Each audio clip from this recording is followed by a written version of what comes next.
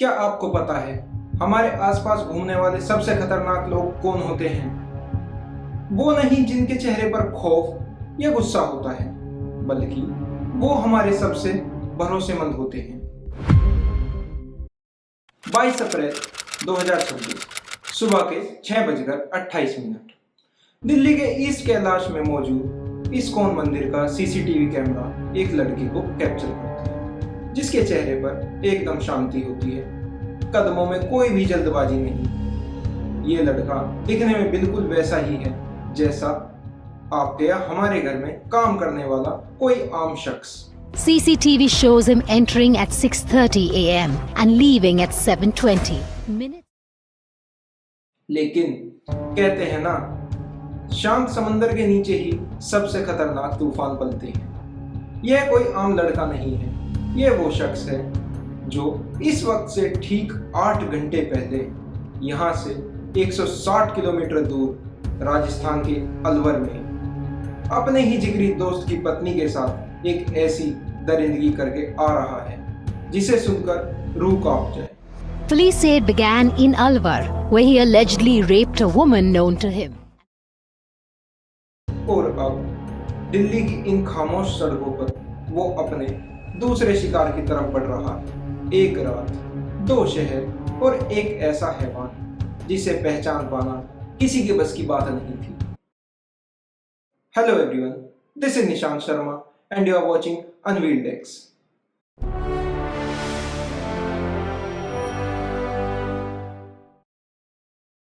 हम अक्सर अपने घरों को महफूज रखने के लिए महंगे ताले, सीसीटीवी और गार्ड्स लगाते हैं, लेकिन एक बहुत पुरानी और मशहूर कहावत है, चिराग तले अंधेरा। क्या हो जब खतरा बाहर से नहीं बल्कि उसी इंसान से हो जिसे आपने खुद अपने घर के अंदर पनाह दी हो। आज की हमारी इन्वेस्टिगेशन कोई आम क्राइम स्टोरी नहीं है, ये आपको अपने ही आसपास के लोगों पर सवाल उठाने पर मजबूर कर देगी। चलिए इस मिस्ट्री को अनवील करते हैं। इस केस की जड़ें दिल्ली में नहीं बल्कि राजस्थान के अलवर से जुड़ी हैं। तारीख थी 21 अप्रैल 2026। 19 साल का राहुल मीना अपने एक करीबी दोस्त विष्णु के साथ एक शादी में शरीक होने जाता है। हंसता खेलता माहौल था, सब नॉर्मल लग रहा था। तभी राहुल कहता है, मुझे एक जरूरी काम है, मैं अभी आता हूँ। विष्णु को लगा कि दोस्त किसी काम से गया है, लेकिन उसे क्या पता था कि उसने एक आस्तीन के सांप को पाल रखा है। राहुल वहां से सीधा विष्णु के घर पहुंचता है। दरवाजा खटखटाने पर विष्णु की पत्नी गेट खोलती है। इससे पहले कि वो कुछ समझ पाती, राहुल जबरन अंदर घुसता है, उनका मुंह दबाता है और उन्हें जमीन पर पटक देता है। उस रात इस हैवान ने न सिर्फ उनके साथ दुष्कर्म किया, बल्कि उनके शरीर पर ऐसे गहरे घाव किए जो कभी नहीं मिटेंगे। जाते जाते उसने धमकी दी, मुंह खोला तो तेरे पति और बच्चों को जिंदा नहीं छोड़। Where he allegedly raped a woman known to him and threatened her with death. रात को जब विष्णु घर लौटा तो अपनी पत्नी की हालत देखकर वो सन्न रह गया। पुलिस में FIR दर्ज करवाई गई, लेकिन राहुल तब तक वहां से गायब था। वो पुलिस से भाग नहीं रहा था, बल्कि वो एक मिशन पर था। उसका अगला निशाना अलवर से 160 किलोमीटर दूर दिल्ली का एक बेहद पोश इलाका था। 22 अप्रैल 2026 सुबह 8:30 बजे साउथ ईस्ट दिल्ली की अमर कॉलोनी का कैलाश हिल्स इलाका। यह कोई आम जगह नहीं थी। हाई सिक्योरिटी, डिजिटल लॉक्स और 24 घंटे गार्ड्स। इसी इलाके के एक घर में रहती थी 22 साल की ईशा। ऑब्वियसली हम नाम चेंज कर रहे हैं सिक्योरिटी कंसर्न्स की वजह से। DPS RK पुरम की टॉपर, IIT से ग्रेजुएट और एक होनहार UPSC एस्पिरेंट। ईशा के पेरेंट्स, उसके पापा IRS ऑफिसर और मम्मी डेंटिस्ट थी। वो दोनों सुबह 6 बजे जिम गए हुए थे। जब वो 8:30 बजे लौटे तो घर का मेन डोर खुला हुआ था। अंदर का नजारा किसी बुरे सपने से कम नहीं था। नीचे के कमरे में उनकी होनहार बेटी खून से लथपथ पड़ी थी। कपड़े फटे हुए और सांसें थम चुकी थी। जिस घर में बेटी की हंसी गूंजती थी वहां अब सिर्फ एक खौफनाक सन्नाटा था।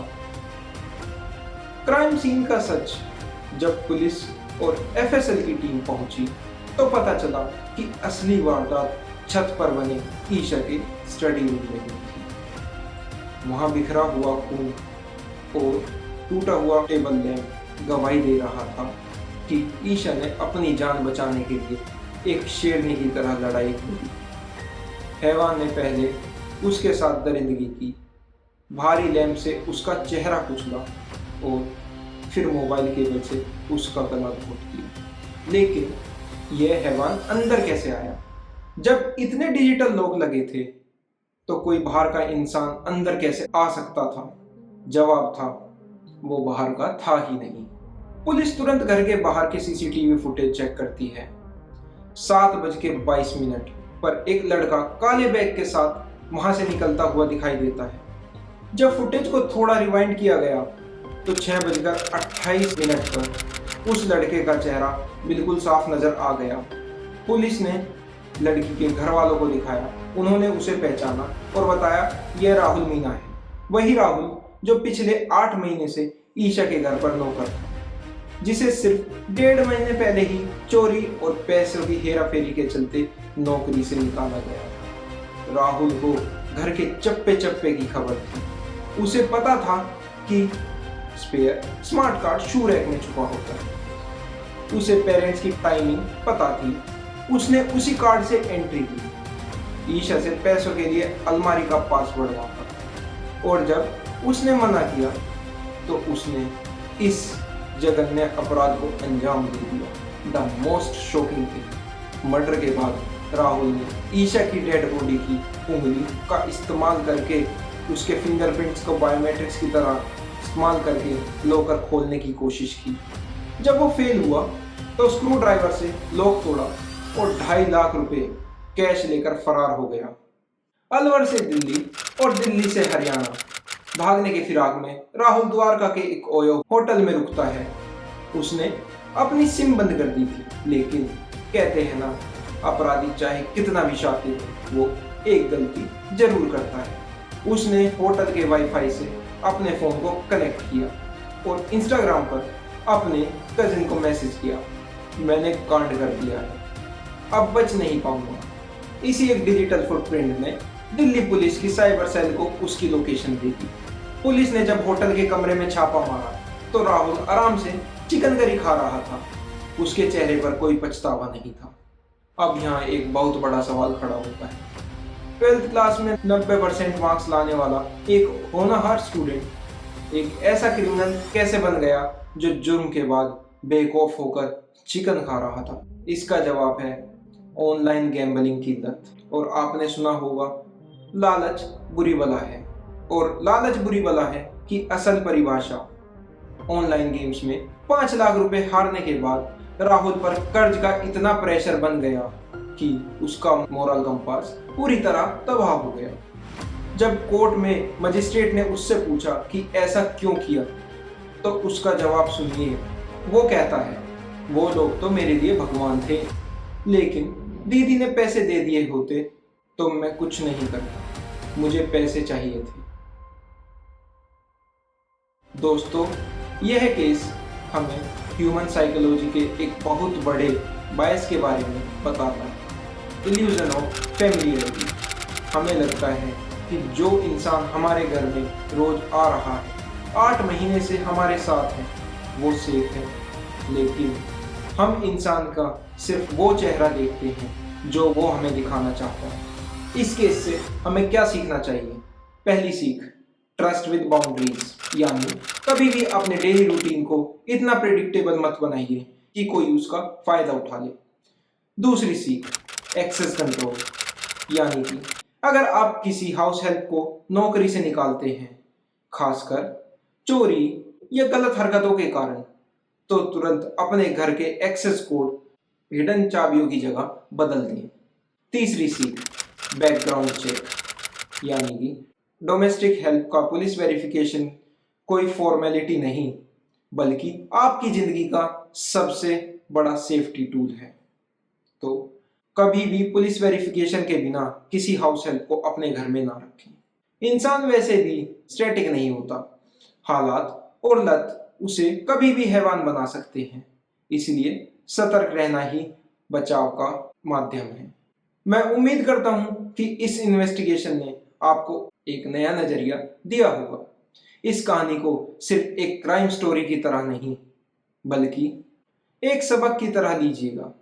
अगर वीडियो ने आपको जागरूक किया है तो इसे लाइक करें और अपने परिवार और दोस्तों के साथ शेयर जरूर करें, ताकि वो भी अलर्ट रहें। आप देख रहे थे अनवील डेस्क। मैं हूं निशांत शर्मा। अपने और अपने परिवार का बहुत ख्याल रखिएगा और हमेशा सतर्क रहिए। मिलते हैं अगले एपिसोड में एक और अनसुलझी सच्चाई के साथ। अगर आपने वीडियो यहाँ तक देख ली है तो लाइक, शेयर, सब्सक्राइब, कमेंट जरूर करें। Thank you so much.